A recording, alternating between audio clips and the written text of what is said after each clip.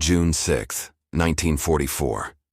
The morning air along Omaha Beach screamed with chaos as Obergefreiter Klaus Brenner pressed his face into the concrete observation slit of WN-62, a fortified German position overlooking the blood-stained sand. He had survived the brutal Eastern Front, witnessed the hell of Stalingrad's ruins, and thought himself immune to fear. Then he heard it, a sound that would haunt German soldiers throughout the war, the distinctive, earth-shaking rhythm of the American M2 Browning .50 caliber machine gun.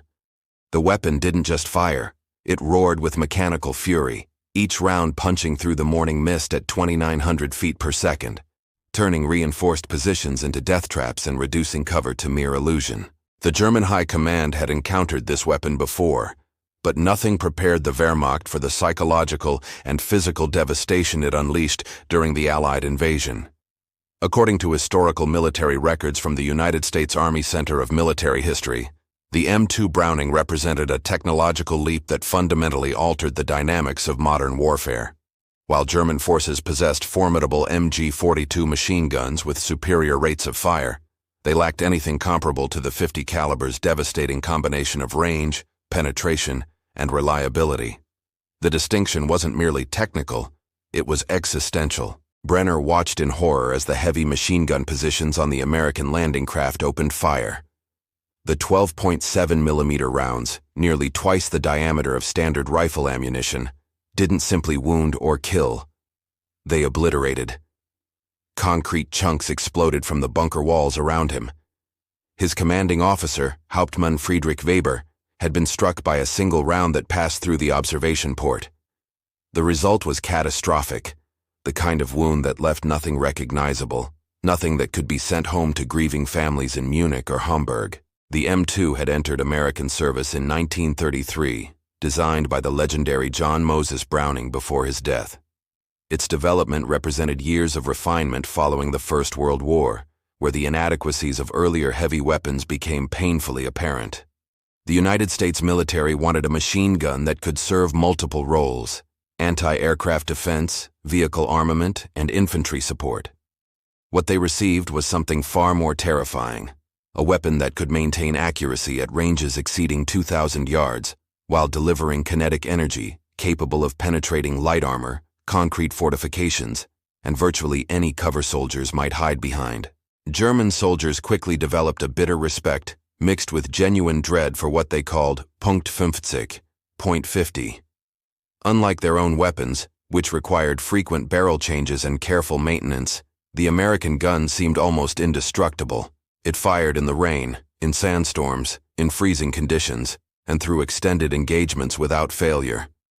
Brenner had heard stories from North Africa, where German positions had been systematically destroyed by M2s mounted on American half-tracks, the guns firing continuously for hours without malfunction. As the Normandy invasion progressed, Brenner realized that the .50 caliber represented something beyond mere firepower.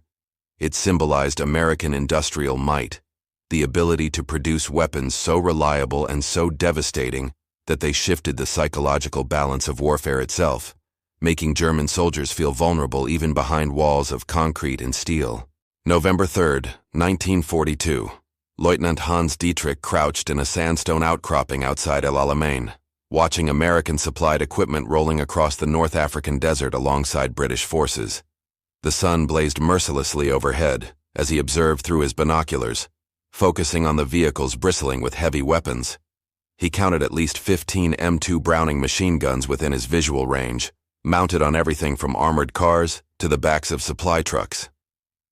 The German Afrika Korps had dominated this theater for months, but the arrival of these American weapons was changing calculations at every level of command.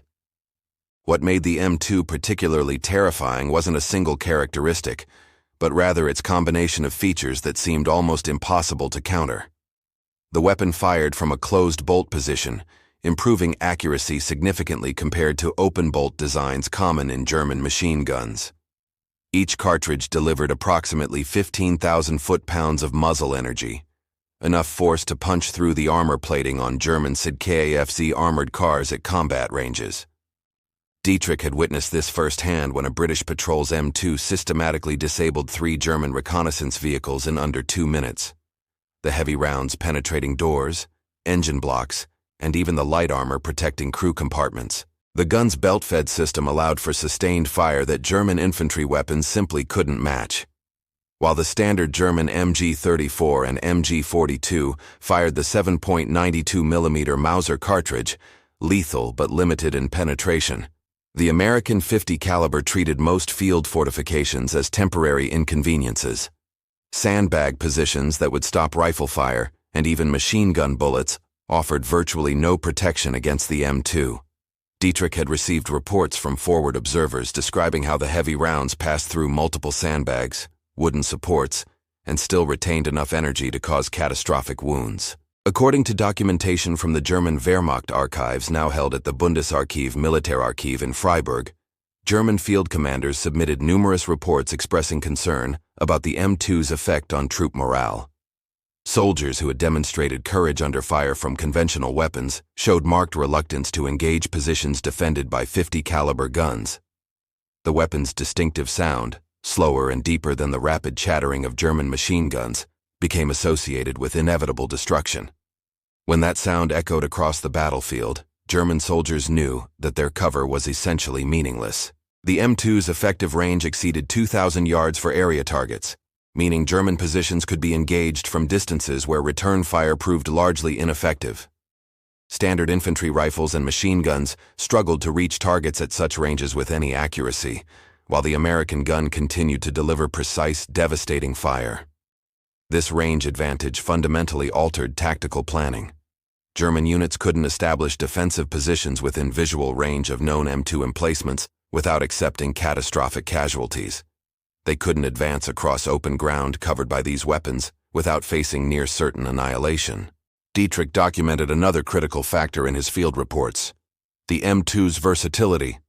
The Americans mounted it on virtually everything: tanks, half-tracks, jeeps, aircraft, boats, and static positions. This ubiquity meant German forces encountered the weapon in every theater, under every condition, in every tactical situation. There was no escaping it, no environment where German soldiers could feel safe from its reach. The psychological impact of this constant threat eroded combat effectiveness in ways that couldn't be measured purely through casualty statistics, but manifested in hesitation, in fear, in the haunted expressions of veterans. January 17, 1945. Gefreiter Otto Müller huddled in a reinforced bunker along the Siegfried Line as American forces pushed into German territory. The 23-year-old soldier from Dresden had been drafted in 1943, trained hastily as the Reich's manpower reserves dwindled, and thrust into the increasingly desperate defense of the fatherland. Outside, the distinctive hammer-blow sounds of multiple M2 Brownings echoed through the winter air, systematically destroying German positions along the defensive line.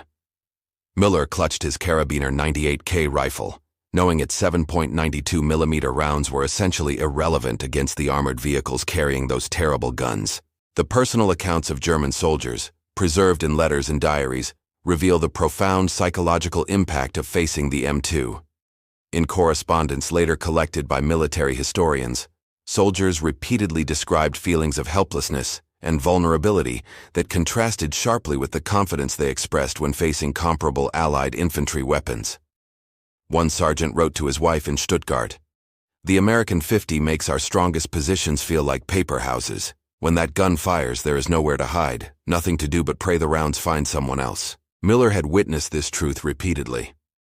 2 days earlier, his platoon commander, Feldwebel Ernst Hoffmann, had established a machine gun nest in what appeared to be an excellent position: thick concrete walls, narrow firing port, excellent fields of fire.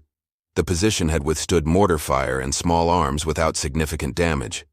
Then, an American M3 half-track equipped with an M2 had moved into range.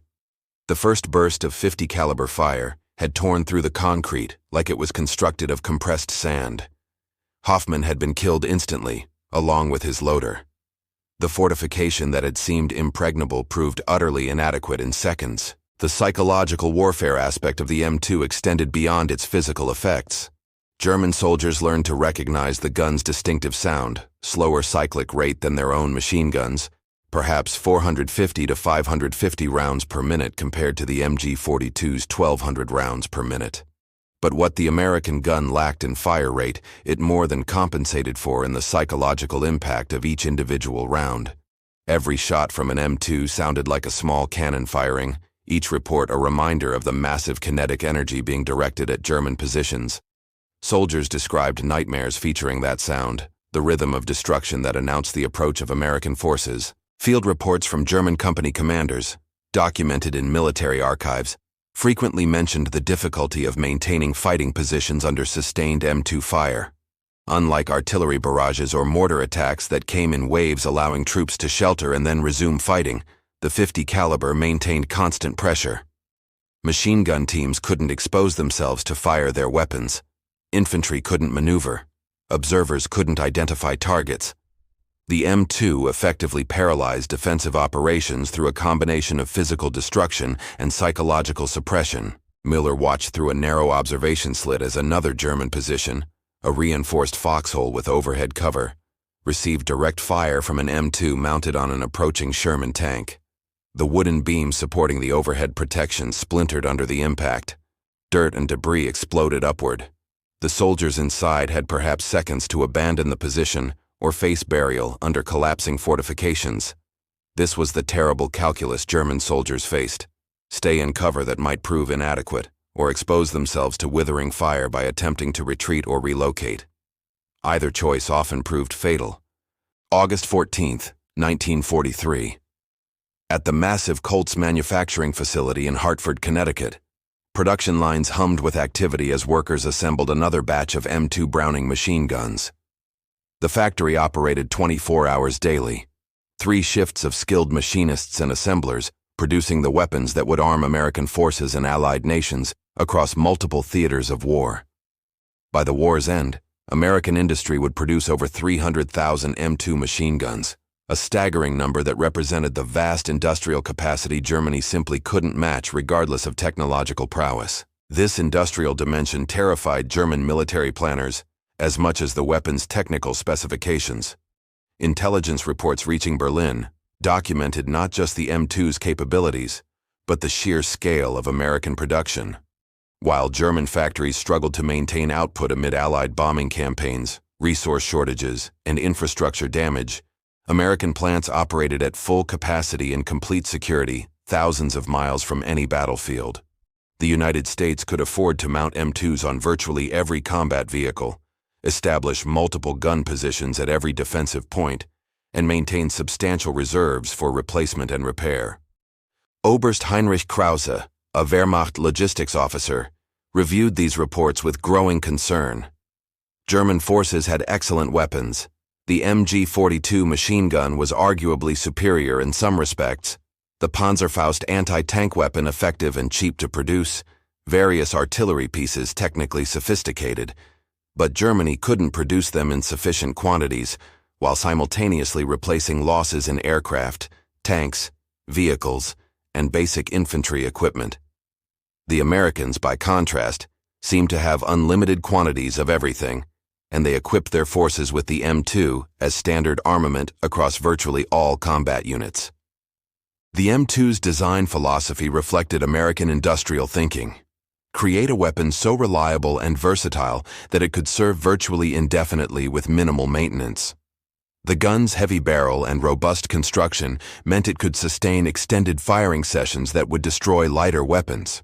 Field reports from American units documented M2s firing thousands of rounds in single engagements without malfunction, a level of reliability that German weapons, despite their excellent engineering, rarely matched under combat conditions.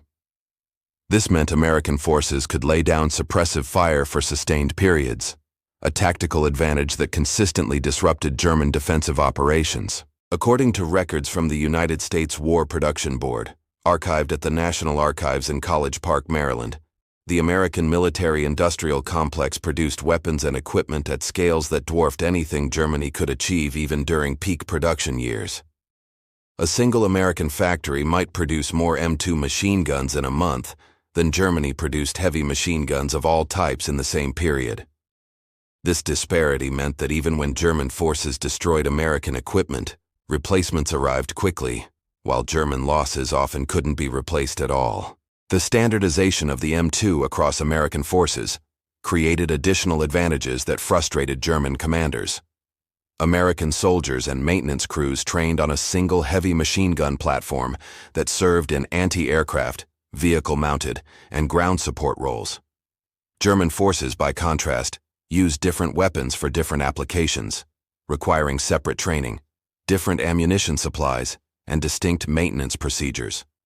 This fragmentation of resources and training made German logistics more complex, while American supply chains remained comparatively streamlined, despite operating across oceanic distances. German soldiers in the field witnessed this industrial might in concrete terms. They saw American vehicles bristling with weapons, observed the lavish expenditure of ammunition during engagements, and recognized that every gun they destroyed would be replaced while their own losses mounted irreplaceable. This understanding, that Germany faced not just superior numbers, but an industrial system that could sustain those numbers indefinitely, corroded morale more effectively than any propaganda campaign. March 23, 1944, Panzer Commander Hauptmann Wolfgang Steiner surveyed his disabled tank through the smoke of the Italian countryside near Monte Cassino. His Panzer IV, normally a formidable weapon against Allied armor, sat motionless with its track blown apart and multiple penetrations through the thinner side armor. The attacker hadn't been another tank or an anti-tank gun. It had been an M2 Browning firing armor-piercing incendiary rounds from a concealed position. Steiner had underestimated the .50 caliber's capability against armored vehicles, a mistake that cost him his tank and nearly his life. The M2's effectiveness against light and medium armor became legendary among German forces. While the gun couldn't penetrate the frontal armor of main battle tanks like the Panther or Tiger, it devastated the lighter armored vehicles that formed the backbone of German mobile operations. Half-tracks, armored cars, self-propelled guns with open tops, and even the thinner side and rear armor of tanks proved vulnerable to concentrated M2 fire, particularly when firing specialized armor-piercing incendiary or armor-piercing incendiary tracer ammunition. These specialized rounds, designated M2AP and M20 APIT, featured hardened steel cores that maintained integrity upon impact rather than fragmenting. When fired at light armor plating, typically 12 to 20 millimeters thick on German armored cars and half-tracks, the rounds punched clean through, often igniting fuel or ammunition on the other side, thanks to the incendiary component. German after-action reports documented numerous instances of armored vehicles destroyed or disabled by .50 caliber fire, losses that occurred under circumstances where crews felt relatively safe from standard infantry weapons. The psychological impact on German armored vehicle crews proved significant. Tankers and vehicle commanders who felt secure against rifle and machine gun fire now had to consider that even the ubiquitous American .50 caliber posed a legitimate threat to their vehicles. This forced German armor to maintain greater distances from American positions, complicated combined arms operations, and made close support of infantry more dangerous. The tactical flexibility of German mobile units decreased correspondingly as commanders factored M2 threats into their planning. Steiner himself had been conducting what should have been a routine reconnaissance when his tank came under fire. The first round sparked off the frontal armor harmlessly, but the American gunner quickly adjusted, targeting the more vulnerable side plates as the Panzer maneuvered. Multiple strikes against the track assembly severed the metal links, immobilizing the vehicle. Then came the systematic destruction, rounds penetrating the engine deck, starting fires that filled the crew compartment with smoke. Steiner ordered evacuation, and his crew escaped before the flames reached the ammunition storage, but the tank was a total loss. Historical analysis from military researchers, including documentation from the Combat Studies Institute at Fort Leavenworth, indicates that the M2's anti-armor capability forced significant changes in German tactical doctrine. Vehicle commanders received specific instructions about maintaining distance from known or suspected .50 caliber positions. Infantry support tactics evolved to prioritize suppression of heavy machine gun nests before committing armor. Reconnaissance operations became more cautious and time-consuming as scouts had to identify M2 positions that might threaten vehicles thought to be immune to small arms fire. The versatility of M2 ammunition increased its battlefield utility exponentially. Beyond armor-piercing variants, American forces employed standard ball ammunition for anti-personnel work, incendiary rounds for setting fires and destroying supplies, and tracer rounds for target designation and range finding. German soldiers never knew which type of ammunition was being fired at them, but they understood that all variants were deadly. This uncertainty compounded the weapon's psychological impact. Every burst might be armor-piercing rounds seeking vulnerable vehicles, incendiary ammunition igniting fortifications, or standard ball ammunition that still possessed enough energy to kill through most field-expedient cover. October 9, 1944. While Wehrmacht soldiers on the Western Front endured M2 fire from American and British forces, their Japanese allies in the Pacific Theater faced identical weapons under even more challenging circumstances. Soldaten Hans Becker, reading translated intelligence reports from the Pacific War at Wehrmacht headquarters in Berlin, recognized disturbing parallels in how the .50 caliber dominated both theaters, despite vastly different terrain, tactics, and tactical situations. The M2's universal effectiveness transcended environmental and strategic contexts, demonstrating that German forces faced a weapon system that succeeded under virtually all conditions. Japanese defensive positions in the Pacific, often constructed with similar logic to German fortifications in Europe, proved equally vulnerable to M2 fire. Reinforced bunkers on islands like Peleliu and Iwo Jima, built into coral and volcanic rock with multiple feet of overhead protection, still suffered penetration from sustained .50 caliber fire. The Americans employed the same systematic approach in both theaters. Identify defensive positions, engage with M2s to suppress or destroy them, advance under the covering fire. The tactic worked in the Pacific jungles and on European plains with equal efficiency. Becker's analysis of Pacific combat reports revealed tactical patterns that German commanders found deeply troubling. American forces used M2 armed vehicles to literally shoot their way through defensive lines, the heavy machine guns destroying fighting positions faster than defenders could relocate or reinforce. This mobile firepower approach, combining armored protection with devastating offensive capability, represented a form of warfare that German forces struggled to counter effectively. Traditional anti-tank weapons proved ineffective against the numerous light vehicles mounting .50 caliber guns, while the M2s themselves outranged and outpenetrated German defensive weapons. The Pacific reports also documented the M2's effectiveness in naval and amphibious operations. Landing craft bristled with .50 caliber guns that suppressed beach defenses during the critical moments of amphibious assault. Navy vessels mounted multiple M2s for anti-aircraft defense and close support of ground operations. This naval dimension had direct relevance to German forces defending the Atlantic Wall and later Norway's coastline. The lesson was clear. Amphibious assaults backed by massed M2 fire represented an almost unstoppable offensive tactic that conventional defensive fortifications couldn't adequately counter. German intelligence officers studying the Pacific War identified another concerning trend. American forces learned and adapted quickly, developing increasingly effective tactics for employing the M2 against fortified positions. They discovered that concentrated fire against specific points could breach even heavily reinforced structures. They learned to use tracer rounds to guide aircraft strikes and artillery fire onto difficult targets. They developed coordinated fire plans where multiple M2s engaged defensive positions simultaneously from different angles, overwhelming defenders and preventing effective response.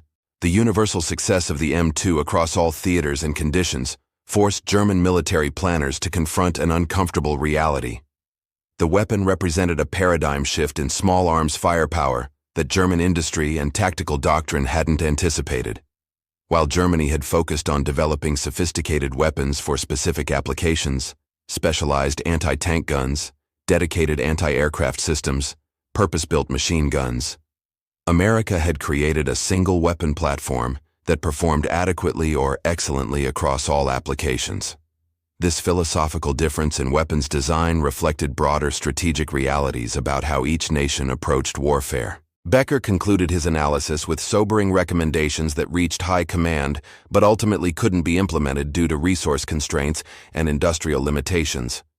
Germany needed to develop comparable heavy machine gun capabilities, redesign defensive fortifications to withstand .50 caliber fire, and modified tactical doctrine to account for the weapon's dominance. None of these changes occurred at scale. German forces continued fighting against an enemy equipped with technological and industrial advantages that individual courage and tactical skill couldn't overcome. Advantages embodied perfectly in the M2 Browning machine gun that dominated battlefields from Normandy beaches to Pacific atolls. February 18, 1945. Oberst Karl Zimmermann walked through the remnants of a German defensive position in the Rhineland that had been systematically destroyed by American forces the previous day. The fortifications had followed proper Wehrmacht engineering guidelines: reinforced concrete, interlocking fields of fire, adequate overhead protection against artillery. On paper and by doctrine, the position should have required significant resources and time to reduce. American forces had neutralized it in approximately 90 minutes using infantry tactics supported by multiple M2 Browning machine guns, confirming Zimmermann's growing conviction that traditional defensive engineering had become obsolete in the face of 50 caliber firepower. The evidence of the M2's destructive power surrounded him. Concrete walls showed dozens of impact points where heavy rounds had struck, each impact cratering the surface and exposing the reinforcement steel beneath. Several impacts had been concentrated on the same points, the cumulative effect creating complete penetrations through walls designed to stop artillery fragments and small arms fire. The machine gun embrasures, calculated to provide adequate protection while allowing defensive fire, had become death traps when M2s engaged them directly. The narrow openings that should have minimized exposure instead channeled 50 caliber rounds directly into the positions, killing the defenders and destroying the weapons. Zimmermann's engineering background allowed him to understand the technical problem precisely. Standard Wehrmacht defensive designs assume certain parameters about enemy weapons: their penetration capabilities, their effective ranges, their accuracy under combat conditions. The M2 exceeded all these assumptions significantly. It could engage at ranges where defenders couldn't effectively return fire. It penetrated materials thought adequate for field fortifications. It maintained accuracy sufficient for pinpoint engagement of specific defensive features, like firing ports and observation slits. German defensive doctrine hadn't anticipated fighting an enemy with such capabilities distributed widely throughout their forces. The broader strategic implications troubled Zimmermann more than the tactical defeat. If traditional defensive positions couldn't withstand M2 fire, what options remained for German forces facing numerically superior enemies? Mobile defense required vehicles and fuel Germany no longer possessed in adequate quantities. Defense in depth required manpower reserves that had been consumed in years of warfare. Fortified positions represented the Wehrmacht's most practical defensive option, yet these fortifications were proving ineffective against American firepower.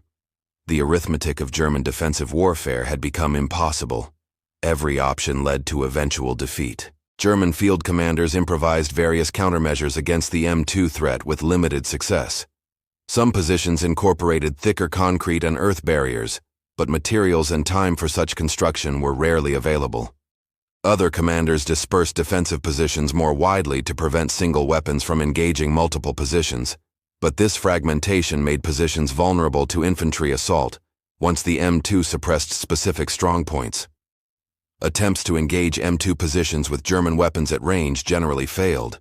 The 50 caliber outranged most infantry weapons significantly, and specialized anti-tank guns capable of destroying M2 armed vehicles were desperately needed elsewhere against heavier Allied armor. The most successful German counter-tactic involved extensive camouflage and concealment to prevent M2s from identifying defensive positions initially. If American forces couldn't locate German positions, they couldn't engage them with heavy machine guns. This approach required extensive time and material for proper implementation, luxuries German forces rarely possessed by 1945. Even when successfully hidden, positions often revealed themselves at the first shot, immediately drawing devastating M2 fire.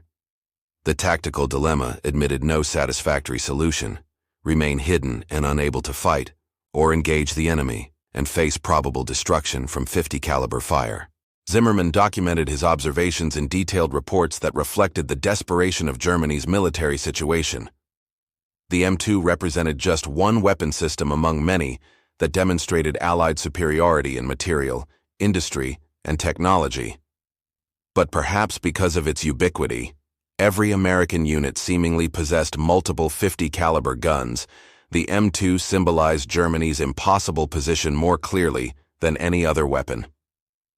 German soldiers couldn't build fortifications strong enough, couldn't hide effectively enough, couldn't fight back successfully enough against an enemy that possessed overwhelming advantages at every level.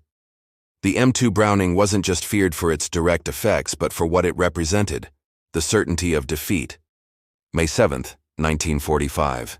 The war in Europe officially ended with Germany's unconditional surrender, but the memories of facing the M2 Browning would haunt German veterans for decades. Former Feldwebel Otto Müller, survivor of multiple campaigns, gathered with other veterans in a Frankfurt beer hall in 1953, and conversations inevitably returned to specific weapons, specific experiences, specific fears that combat had burned into their memories. The 50 caliber machine gun dominated these discussions with an intensity that surprised younger Germans who hadn't experienced the war. For men who had faced the M2, its impact transcended mere statistics of casualties and destruction. Psychological studies conducted on Wehrmacht veterans in the decades following the war revealed patterns of specific weapon-related trauma.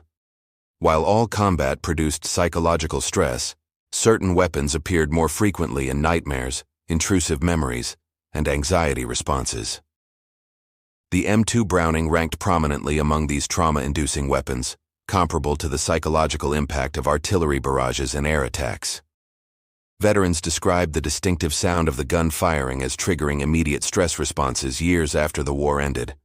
The deep, methodical hammer blow rhythm had imprinted itself in neural pathways associated with helplessness, death, and the destruction of comrades. The M2's legacy extended beyond individual psychological trauma to influence post-war military thinking globally. The weapon demonstrated conclusively that heavy machine guns possessed tactical utility far exceeding earlier assumptions. Armed forces worldwide studied the M2's success and developed similar weapons, attempting to replicate its combination of power, reliability, and versatility. The Soviet DSHK, British L2A1, and later weapons like the modern M2A1 all reflected lessons learned from the original Browning's battlefield dominance. The heavy machine gun became a standard component of military forces globally, a direct consequence of its effectiveness during World War II. German military historians analyzing the war identified the M2 as representing several broader themes about German defeat. First, it exemplified American industrial capacity, the ability to produce weapons in quantities Germany couldn't match. Second, it demonstrated effective design philosophy, creating versatile, reliable weapons rather than specialized systems. Third, it showed how technological advantages could multiply force effectiveness. American units achieved results disproportionate to their numerical strength, partly through weapons like the M2. These lessons informed West German military development during the Cold War, as the Bundeswehr consciously adopted American approaches to weapons development and deployment. The specific technical features that made the M2 so effective against German forces remained relevant in subsequent conflicts. The weapon served in Korea, Vietnam, the Gulf War, Afghanistan, Iraq, and continues in service today with the United States military and numerous allied forces. This extraordinary longevity, approaching 90 years of continuous service, validates the design decisions that made the weapon so formidable in 1944. The same characteristics that terrified German soldiers in Normandy bunkers continued to provide effective firepower in 21st century conflicts, a testament to John Moses Browning's engineering genius and to the enduring utility of heavy machine gun platforms. For the German soldiers who survived to witness the M2's continued service, its longevity carried bitter irony. The weapon that had helped destroy the Wehrmacht, that had killed their comrades and shattered their positions, proved so effective that it required no fundamental redesign across subsequent decades. Modern M2s differ only incrementally from the guns that fired across European battlefields in 1944. This unchanging design served as permanent reminder that German forces had faced weapon systems they simply couldn't counter effectively, regardless of tactical skill or individual courage. Müller, drinking beer with fellow survivors in that Frankfurt establishment, reflected on how the M2 symbolized Germany's defeat more clearly than any single battle or strategic decision. The Americans had brought to war an industrial system that produced superior weapons in overwhelming quantities, a system Germany couldn't match even at peak efficiency. They had equipped their forces with weapons like the M2 that worked reliably under all conditions, in all theaters, against all targets. They had created a way of warfare that rendered German tactical excellence and defensive doctrine increasingly irrelevant. The .50 caliber machine gun hadn't won the war alone, but it had demonstrated every day, in every engagement, that Germany was fighting enemies who possessed fundamental advantages that courage and sacrifice couldn't overcome. That understanding, the certainty of inevitable defeat, had been as demoralizing as the weapon's physical effects. The M2 Browning machine gun earned German soldiers' hatred not through cruelty or exceptional lethality alone, but through its representation of everything that made German victory impossible: American industrial might, technological superiority, and the inexorable advance of forces equipped with weapons German industry couldn't match and German tactics couldn't counter.